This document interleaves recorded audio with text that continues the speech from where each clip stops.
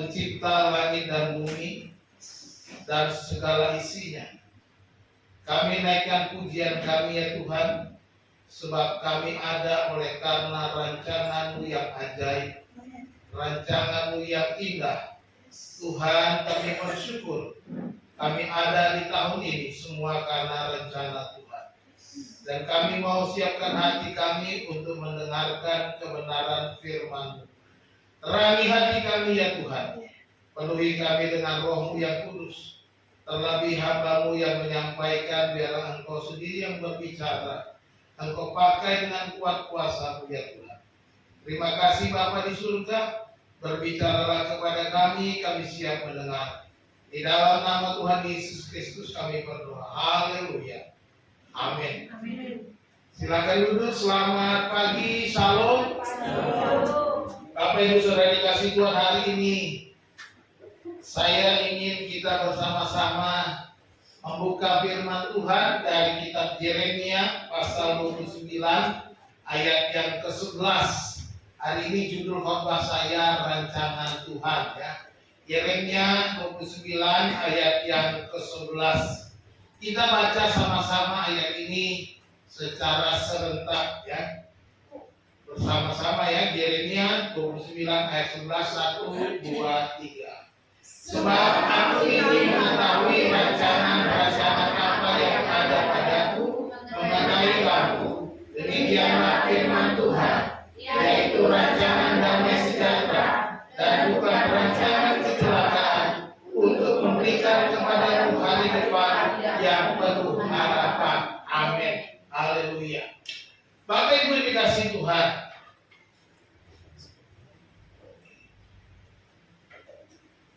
apa rencana saudara di tahun 2026 ini? Tahun 2026 mungkin saudara punya rencana-rencana yang sudah saudara tetapkan di hati. Ada yang punya rencana mau pindah tempat kerja. Ada yang punya rencana mau membuka usaha. Ada yang punya rencana mau bertemu dengan orang yang sudah lama kita nggak pernah ketemu. Ada yang punya rencana juga mau pulang kampung di tahun 2026 karena tahun lalu nggak pulang kampung lama. Berbagai macam kita bisa rencanakan. Tetapi firman Tuhan berkata, hati manusia memikir-mikirkan jalannya. Tetapi Tuhanlah yang menentukan arah langkahnya. Kita boleh merencanakan segala sesuatu, tapi jangan lupa berserah kepada Tuhan. Bersandar kepada Tuhan, sebab arah langkah kita ditentukan oleh Tuhan. Lalu apakah kita tidak boleh membuat rencana? Apakah kita tidak boleh buat rencana? Gambar di situ, gambar kita lihat seorang yang sedang berjalan dengan berbagai macam cabang jalan yang harus dia lalui. Mana yang harus dia lakukan? Banyaknya rencana mungkin membuat kita ribet memikirkannya. Ya, firman Tuhan bilang banyaklah rancangan di hati manusia, tetapi keputusan Tuhanlah yang terlaksana. Amsal 19 ayat 21. Jadi apapun rencana kita, apapun yang saudara tetapkan, segala sesuatunya jangan lupa melibatkan Tuhan. Kitab Yakobus juga berkata, kita nggak boleh asal merencanakan segala sesuatu, tapi harus melibatkan Tuhan di dalam rencana kita. Kita harus berkata, jika Tuhan menghendaki, kami akan berbuat ini dan itu. Kalau di dalam terjemahan lama, insya Allah, ya itu terjemahan lama. Kalau dalam bahasa Arab juga begitu, Alkitab bahasa Arab, insya Allah, kalau Tuhan kehendaki, maka aku akan berbuat ini dan itu. Bapak Ibu Saudara yang dikasihi Tuhan, saya beberapa kali berdiskusi dengan teman-teman.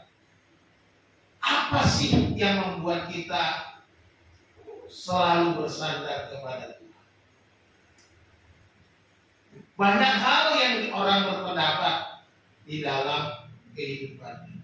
Tetapi saudara yang dikasihi Tuhan, sesungguhnya tidak ada satu alasan tidak bersandar kepada Tuhan.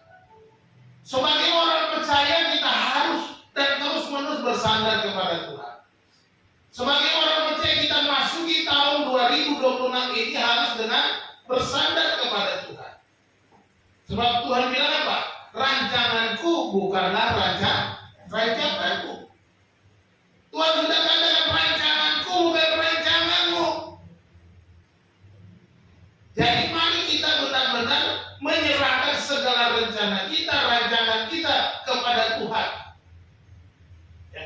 Mari kita isi tahun ini dengan rancangan Tuhan. Apa saja? Mengapa kita harus mengisi tahun ini dengan rancangan Tuhan? Ada 3 alasan dari Yeremia 29 ayat 11. Ya. Yang pertama, bahwa rancangan Tuhan itu sempurna. Katakan amin. Rancangan Tuhan itu sempurna. Sebab aku ini mengetahui rancangan-rancangan apa yang ada padaku mengenai kamu. Demikian firman.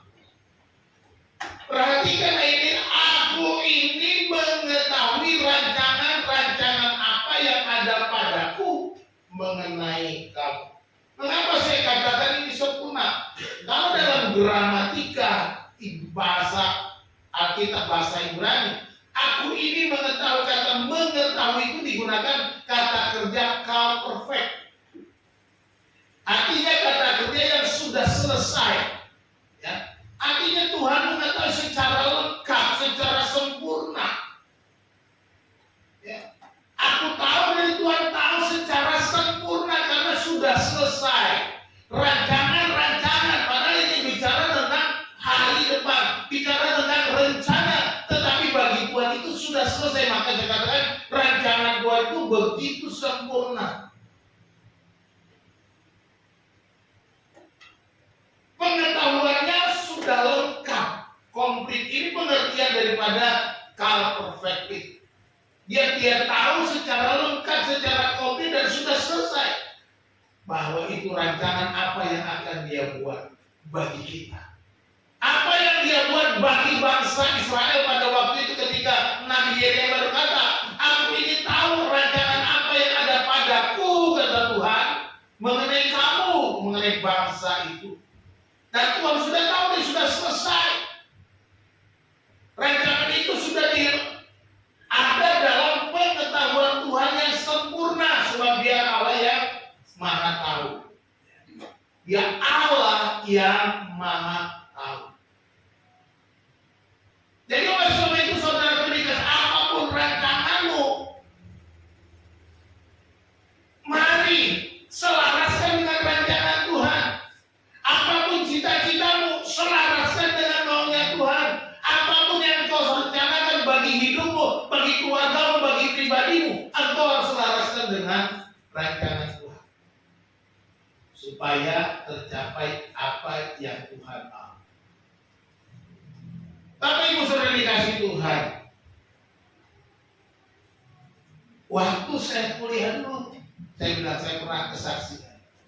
Saya memikirkan betapa Allah sudah luar biasa memilih saya sebelum dunia dijadikan.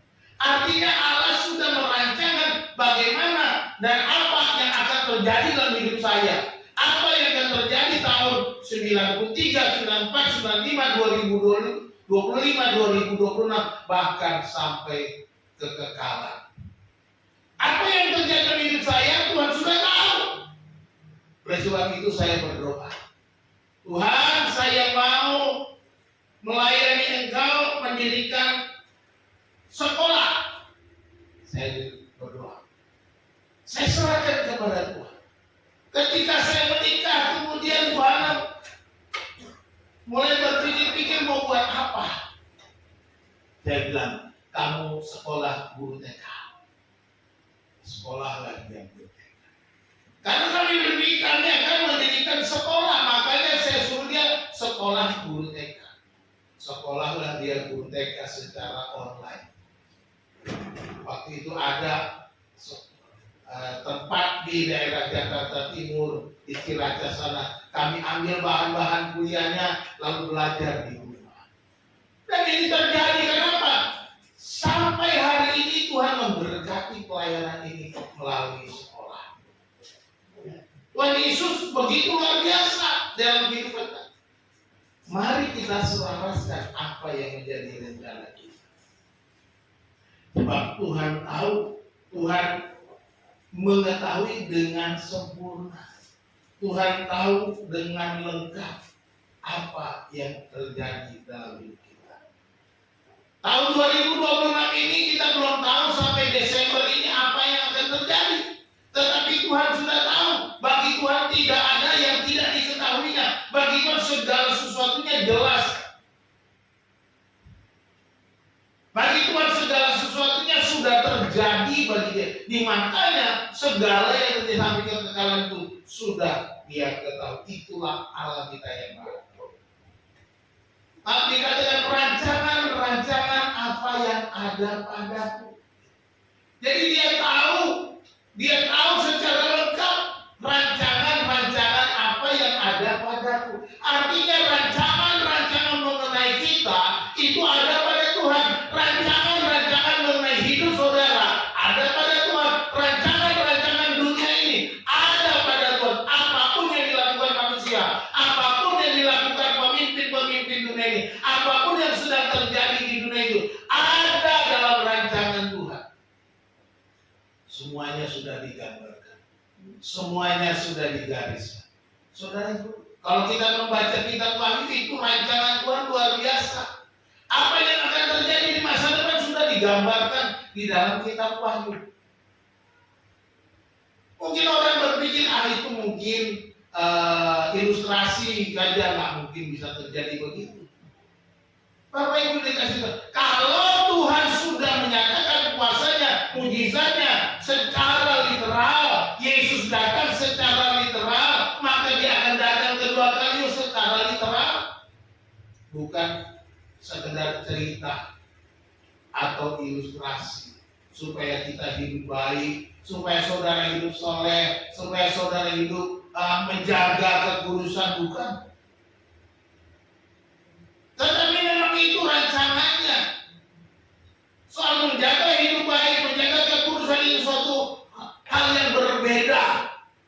Saudara dikasih, ketika kita tahu Allah begitu tak mengetahui segala sesuatu, maka kita juga harus menjaga kehidupan kita supaya kita berkenan kepada rencana apa yang ada. Kata rencana di situ digunakan kata pikiran. Oh, nggak mau lagi. Tolong dibantu. Kata rancangan itu pikiranku gitu ya. Jadi Allah itu dalam rancangannya ada dalam pikirannya. Dengan kata lain bahwa Allah itu selalu memikirkan umatnya. Dia memikirkan bangsa Israel, bangsa pilihan Allah, bangsa yang sudah dipilihnya secara khusus, dan Dia memikirkannya. Apakah Allah lupa janjinya? Apakah Allah tidak memikirnya sampai hari ini? Tidak.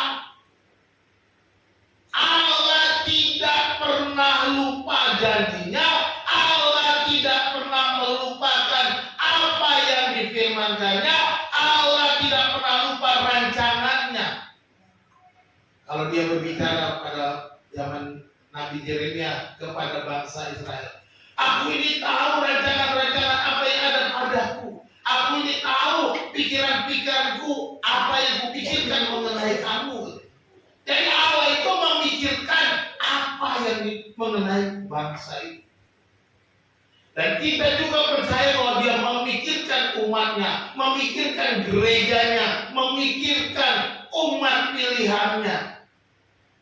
Allah selalu memikirkan kita. Bukankah ini sesuatu yang luar biasa?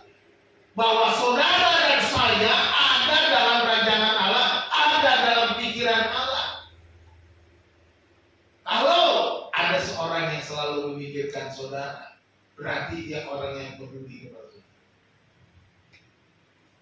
Kalau ada orang yang tidak memikirkan saudara, dia nggak peduli saudara. Ya, berarti Allah itu memperdulikan kita karena kita ada di dalam pikiran ini. Rancangan, pikiran apa yang ada padaku. mengenai kamu. Jadi Allah sungguh-sungguh mengasihi kita, mengetahui Dia mau supaya kita bergantung penuh kepada Dia. Jangan khawatir, jangan takut akan masalah. Pada waktu itu bangsa Israel sedang dalam ribuan. Ya. Oke, dikatakan berikut, yang ada padaku mengenai kamu. Jadi pikiran Tuhan tentang kita itu sempurna. Jadi kalau kita simpulkan, Allah tahu pikiran-pikirannya yang sempurna. Pikiran Tuhan tentang kita itu adalah tanda kasih. Jadi kalau Allah memikirkan kita, berarti Dia mengasihi kita. Jadi mengasihi saudara dan saya. Tuhan memikirkan kita karena kita punya relasi khusus dengan Dia. Kita punya hubungan dengan Dia. Bangsa Israel punya hubungan khusus, punya relasi khusus karena perjanjiannya. Allah tidak pernah merupakan janjinya. Makanya ada relasi khusus antara Tuhan dan umat pilihannya. Sebagai anak gereja juga kita ada perjanjian dengan Allah. Sebagai umat pilihan, sebagai umat yang percaya. Jadi Tuhan memikirkan kita karena kita punya relasi. Relasi kita begitu indah. Kita memanggil Dia Bapa dan kita jadi anak. Ini relasi yang Tuhan berikan kepada kita, Tuhan berikan kepada setiap orang yang percaya. Kita menjadi anak-anak Allah. Dikatakan firman, tetapi semua orang yang menerimanya diberinya kuasa, diberinya hak menjadi anak-anak Allah. Yohanes 1:12. Orang-orang yang menerima Kristus Yesus diberi hak menjadi anak-anak Allah. Kita punya relasi, makanya Allah memikirkan kita. Rancangannya begitu sempurna karena Dia memikirkan kita. Suatu hal yang luar biasa yang Tuhan sudah lakukan kepada kita. Rancangan Tuhan itu sempurna. Rancangan Tuhan itu sempurna. Kalau saudara lihat latar belakang tulisan itu ada gambar radar. Itu sengaja. Kenapa? Artinya kita selalu ada dalam pantauan Tuhan, dalam radarnya Tuhan. Jadi hati-hati. Apapun yang saudara buat, saudara ada dalam radarnya Tuhan. Diperhatikan Tuhan dalam pikiran. Saudara ada dalam rancangan Tuhan yang sempurna. Ada dalam radarnya.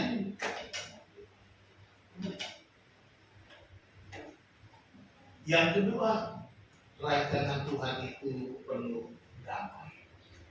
Di dalam ayat ini dikatakan yaitu rancangan damai sejahtera dan bukan rancangan kecelakaan. Rancangan apa? Rancangan damai sejahtera dan bukan rancangan kecelakaan. Ini yang Tuhan katakan. Rancangan Tuhan itu penuh damai. Rancanganmu sempurna, penuh damai. Tuhan punya rancangan yang penuh damai. Dia tidak merancangkan kecelakaan, Dia tidak merancangkan kejahatan, Dia tidak merancangkan berbagai macam kesulitan. Tuhan tidak pernah merancang itu. Tetapi Tuhan mengizinkan berbagai macam kesulitan, berbagai macam penyakit, berbagai macam persoalan kita hadapi supaya kita bertumbuh, supaya kita mengandalkan Tuhan, supaya itu hidup berdasarkan firman Tuhan. Jadi Tuhan tidak pernah merancang yang jahat. Karena dikatakan firman Tuhan bahwa rancanganku adalah rancangan yang penuh damai sejahtera dan bukan rancangan kecelakaan. Rancangan damai bukan rancangan kecelakaan. Perhatikan pada saat firman ini sampaikan. Bangsa Israel dan Yehuda dibuang, tapi Tuhan memelihara. Mereka dibuang. Ayat 10 kalau saudara baca di sana dikatakan, sebab beginilah firman Tuhan, apabila telah genap 70 tahun bagi Babel, barulah aku memperhatikan kamu. Aku akan menepati janjiku itu kepadamu dengan mengembalikan kamu ke tempat ini. Bangsa Israel mungkin berpikir, kenapa kami dibuang-buang? Kenapa kami harus dibuang ke Babel? Kenapa kami harus dijajah oleh Babel, bangsa yang tidak kenal Tuhan? Mungkin mereka bertanya-tanya. Justru Tuhan berkata, rancanganku adalah rancangan damai sejahtera, bukan kejahatan. Sekalipun kamu sekarang akan kubuang katanya, tapi setelah 70 tahun, setelah genap bagi Babel 70 tahun, aku akan bawa kamu pulang. Artinya di sana sebenarnya Tuhan sedang memproses. Tuhan sedang memproses bangsa itu supaya mereka mengerti bahwa segala sesuatu di dalam hidup mereka diatur oleh Tuhan. Segala sesuatu yang terjadi kepada mereka Tuhan yang atur, Tuhan yang rancang, bukan kehendak mereka.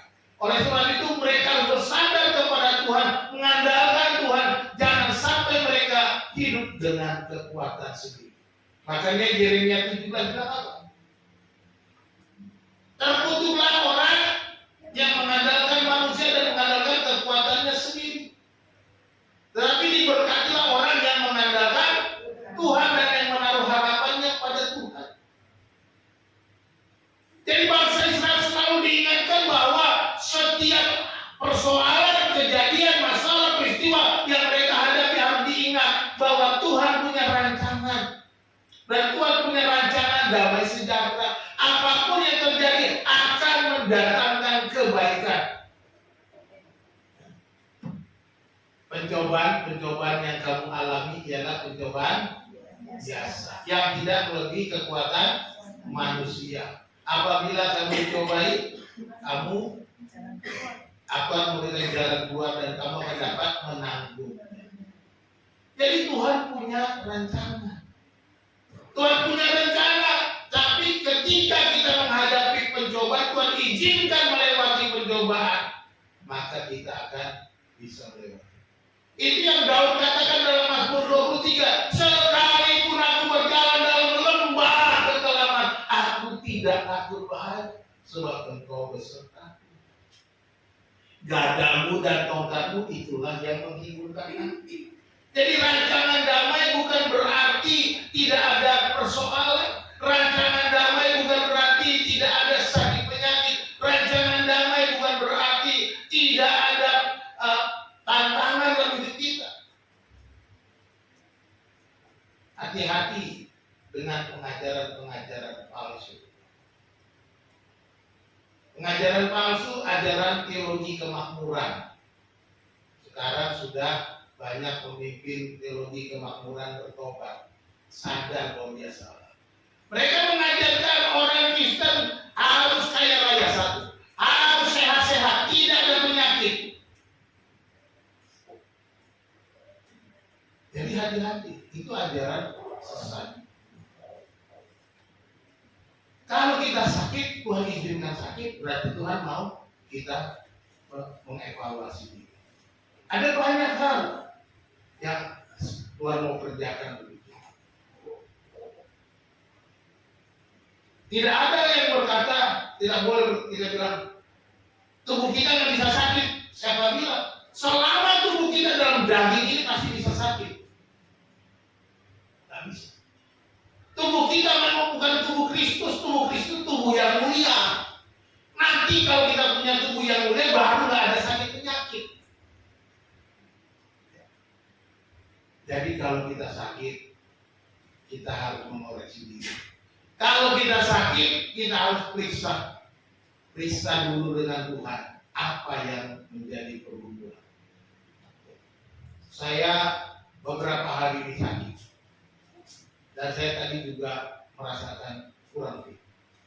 Saya terus berdoa, Tuhan, apa yang engkau mau dalam tubuhku yang sakit itu? Berikan aku kekuatan melayani. Di rumah juga doanya begitu. Tadi bangun pagi saya doakan tubuh saya. Berikan saya kekuatan Tuhan supaya saya bisa melayani dalam keadaan apapun. Rasul Paulus sampai mati dia punya penyakit. Bukan berarti dia nggak sakit, tapi dia melayani Tuhan terus, melayani Tuhan terus. Jadi jangan berkata orang Kristen tidak boleh sakit. Ya boleh, bisa terjadi sakit. Tuhan bisa bekerja lewat berbagai macam. Tapi ingat, Tuhan tidak merancangkan sakit buat kita. Tuhan tidak memberikan sakit penyakit buat saudara. Enggak. Tuhan tidak memberi penyakit. Sakitnya kenapa? Ya karena kita nggak menjaga kesehatan, bisa. Karena kita terlalu rakus, bisa. Tapi bisa juga. Kalau kata Tuhan Yesus, ada orang yang sakit itu supaya kemuliaan Tuhan dinyatakan. Nggak usah menyalahkan siapapun kalau ada yang sakit. Kita harus bersyukur, berserah, bersandar kepada Tuhan. Kita percaya apapun yang aku alami, pasti rancangan Tuhan penuh damai sejahtera. Apa yang kita pelajari dari firman Tuhan? Satu, Tuhan dapat memakai kesulitan, kesakitan, kepahitan untuk rencananya yang terbaik. Apapun yang kita alami, Tuhan bisa pakai untuk rencana Tuhan yang penuh damai sejahtera. Yang kedua, pengalaman masa lalu adalah pelajaran berharga bagi kita untuk memperbaiki kelakuan. Bangsa Israel diingatkan, mereka dibuang, tapi supaya mereka ingat, supaya mengandalkan Tuhan. Kita belajar juga tentang bersyukur dalam segala keadaan sebagai tanda beriman kepada rancangan Tuhan yang terbaik.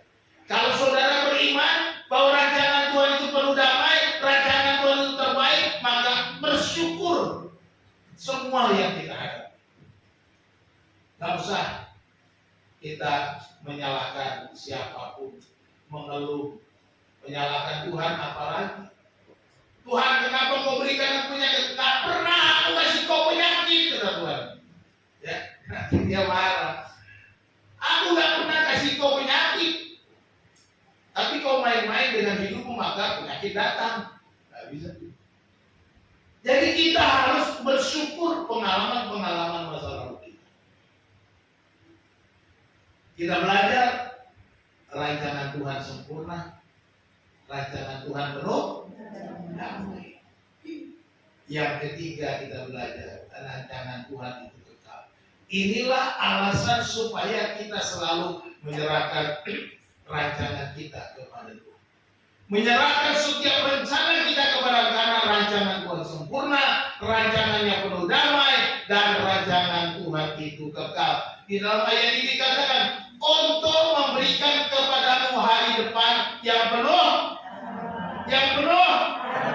haleluya, semangatlah, ya. Penuh harapan rancangan Tuhan itu. Dia memberikan kita masa depan, hari depan yang penuh harapan. Saya membaca teks aslinya begini. Mau melihat teks aslinya enggak? Ini dia teks aslinya. Saudara bisa baca. Bacanya dari kanan ke kiri dari sini ya. Ki anoki yadati gitu ya. Ini hamma sabah aser anoki. Nah itu sampai situ dulu. Ya itu artinya saya bisa baca kan. Ya ini supaya lebih lengkap, gampang bacanya. Bacanya ki anoki yadati hamma sabot. Aser anoki hosep alechem neum Yahweh mahasabot salum wololeraah lakem aharit putikwa. Ini sengaja saya buat piring. Kepadamu lakem aharit, ini masa depan, future. Wetikwa, we itu dan tikwa dan pengharapan. Jadi ini kata bendanya Tuhan memberikan kepadamu hari depan dan pengharapan. Kalau terjemahannya kan dari masa depan pengharapan. Saya mau katakan, ketika saya baca ini berarti saya mau melihat bahwa rancangan Tuhan itu kekal. Rancangan Tuhan itu diberikan kepadamu, laken itu kepada kalian. Laken, ahari, kepadamu masa depan, future. Kau punya masa depan. Allah berikan engkau masa depan. Ini menunjukkan bahwa rencananya kekal. Dia punya masa depan untukmu. Dan masa depan itu selalu penuh dengan harapan dan pengharapan. Bukan hanya masa depan, tetapi pengharapan masa depan itu diberikan kepada. Ya, kayaknya diskusi ini bahasa Arab ya, bukan bahasa Arab, bahasa Ibrani. Ya. Kalau bahasa Ibrani, bahasa Arab itu bersaudara. Maka ada wow, kalau wassalam, dan salam dan damai. Katanya wow itu dan. Ya. Jadi di sini dikatakan berikan kepadamu masa depan dan pengharapan. Ya. Nah, ini saya ambil ahari wetikwa. Ahari itu future, masa depan. Memberikan kepadamu laken ahari, ya. Future, masa depan. Wetikwa itu dan pengharapan atau harapan. Jadi dari sini kita melihat bahwa rancangan itu benar-benar sempurna, rancangan penuh damai, dan rancangan Tuhan itu kekal. Ya, rancangan Tuhan itu kekal. Kesempurnaan Tuhan dalam rancangannya dari kekal sampai kekal. Karena diberikan future, ada hari depan, ada masa depan. Sekalipun kita tidak lihat apa yang terjadi, sekalipun saudara mungkin saat ini sedang bergumul, bagaimana masa depan anak saya, bagaimana masa depan keluarga saya, Tuhan berjanji Dia berikan kepadamu masa depan dan penuh pengharapan. Keluarga-keluarga yang mengalami masalah, serahkan kepada Tuhan, percayakan kepada Tuhan, ada masa depan dan pengharapan untuk kebaikan keluargamu. Ini harus ingat baik-baik. Ada masa depan bagi keluargamu, ada kebaikan, ada pengharapan. Nggak usah pun, aku udah nggak kuat lagi Tuhan, aku udah putus asa Tuhan, aku nggak mampu lagi. Dan ingat firman Tuhan, kau diberikan pengharapan. Pengharapan Tuhan itu pasti, pengharapan itu tidak mustahil. Terus bersabar pada Tuhan, terus berharap kepada rencana Tuhan, terus berharap kepada janji-janji Tuhan, terus berharap kepada firman Tuhan, maka pengharapan itu akan makin kuat. Masa depanmu dijamin oleh Tuhan, karena rancangannya bersifat kekal, bukan sementara. Ya.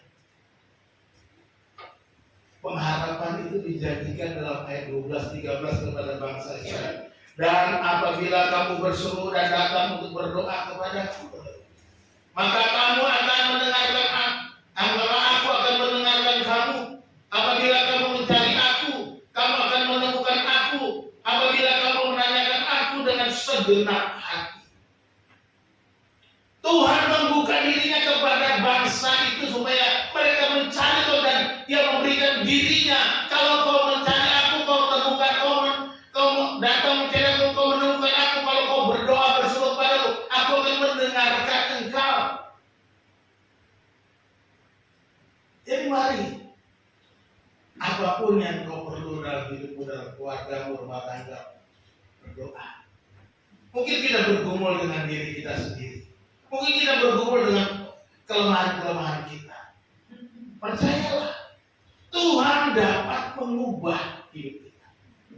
Kalau kita mau menyerahkan, kalau kita mau mengubah hidup kita yang bisa mengubah dengan cara kita berserah kepada Tuhan. Kita dikatakan berseru, berdoa, cari, maka kau akan temukan aku. Yesus menegaskan kembali dalam Matius pasal 7, siapa yang mencari mendapat. Siapa yang mengetuk, pintu dibuka.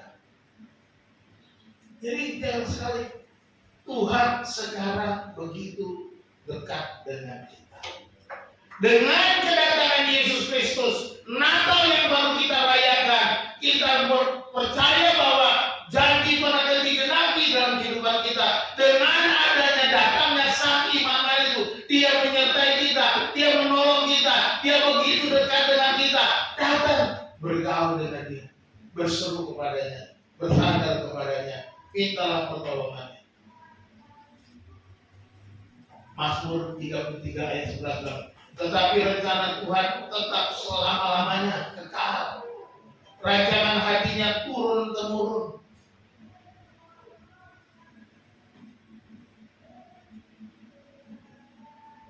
Mari kita pikirkan rancangan Tuhan yang sempurna itu. Bahwa Tuhan tidak hanya memberikan masa depan, tetapi juga pengharapan. Dia berikan pengharapan kepada kita yang mungkin sudah lemah, sudah mulai putus asa, sudah mulai ragu-ragu hidupnya. Mungkin melemah dengan keadaan-keadaan yang terlalu sulit kita hadapi. Tapi percaya, Tuhan memberikan pengharapan. Tuhan merancangkan masa depan kita dengan kemahatauannya yang kekal. Apapun yang sedang kita hadapi, percayalah, selalu ada harapan. Percaya. Karena rancangannya kekal. Tuhan tak pernah meninggalkan kita. Amsal 23 ayat 17-18 bilang, janganlah hatimu iri kepada orang-orang yang berdosa, tetapi takutlah akan Tuhan senantiasa, karena masa depan sungguh ada dan harapanmu tidak akan hilang. Kalau kita melihat orang-orang di sana kok hidupnya lebih enak, kok hidupnya lebih sukses, kok lebih bahagia secara materi, secara kita, secara manusia, ukuran manusia. Kata Tuhan, jangan hatimu iri. Jangan iri kepada orang-orang yang berdosa, tetapi takutlah akan Tuhan. Apapun keadaanmu, apapun yang kau sedang alami, apapun kesedihanmu, apapun luka-luka hatimu, firman Tuhan, karena masa depan sungguh ada dan harapanmu tidak akan hilang. Percayalah, rancangan Tuhan itu sempurna, rancangan Tuhan itu penuh damai, rancangan Tuhan itu kekal. Ini sebagai kesimpulan rancangan. Yang pertama kita belajar rancangan Tuhan sempurna. Percayalah bahwa rancangan Tuhan dalam perbuatannya selalu sempurna. Artinya tidak ada yang tidak baik. Rencananya sempurna bahwa Dia sudah menyelesaikan apa yang terjadi dalam hidup. Baginya semua sudah selesai. Persoalan rumah tanggamu sudah selesai. Kesulitanmu sudah selesai. Mari kita bersandar pada Tuhan. Rancangan Tuhan itu penuh damai.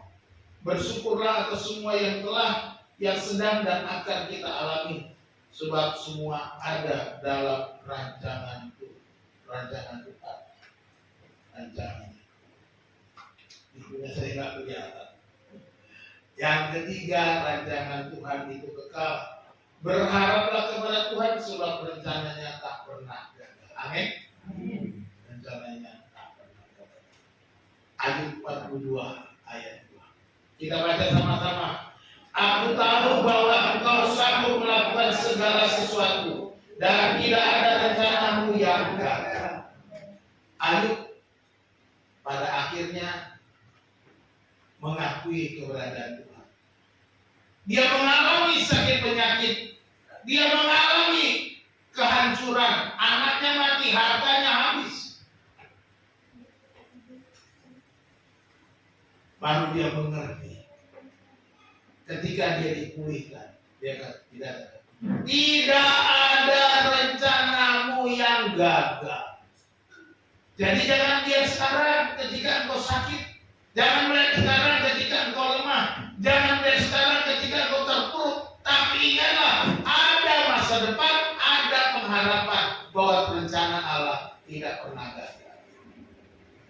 Belajar dari Ayub.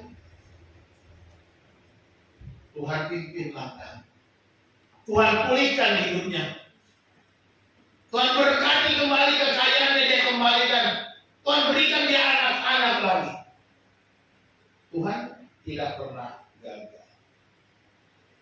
Amsal 16 ayat 3. Bicara apa? Serahkanlah perbuatanmu kepada Tuhan, maka terlaksanalah segala rencana. Mari kita serahkan semua yang kita mau buat, semua yang mau kita lakukan. YPB segala bangsa, kita buat program, kita buat rencana, kita serahkan kepada Tuhan. BPJ siap-siap kumpul, ya, siap-siap kumpul supaya kita merancangkan program 2025. Kita harus sehati, kita harus bergotong royong, kita harus bergandengan, kita harus rukun supaya berkat Tuhan mengalir, supaya rencana itu berhasil, karena Tuhan punya rencana bagi kita. Bukan kebetulan kita kumpul-kumpul di sini. Tuhan punya rencana. Tuhan Yesus memberkati kita. Kita berdoa. Bapa Surgawi, kami mengucap syukur padamu pada pagi hari ini untuk firman Tuhan yang sudah kami dengar, bahwa rancanganmu sempurna, penuh damai dan kekal. Terima kasih Tuhan, bahwa Engkau selalu ada dalam pikir, memikirkan kami, merancangkan apa yang Engkau kehendaki, dan rancanganmu sempurna sudah selesai di mata. Terima kasih Bapa, tambahkanlah iman kami, kuatkanlah kami, agar kami berjalan sesuai dengan kehendak. Terima kasih Tuhan, kami serahkan hidup kami, dan biarlah Tuhan berbicara kepada kami tiap-tiap hari, mengingatkan kami rancangan Tuhan yang sempurna, penuh damai dan kekal. Terima kasih Tuhan, dalam nama Yesus Tuhan kami bersyukur dan berdoa. Haleluya.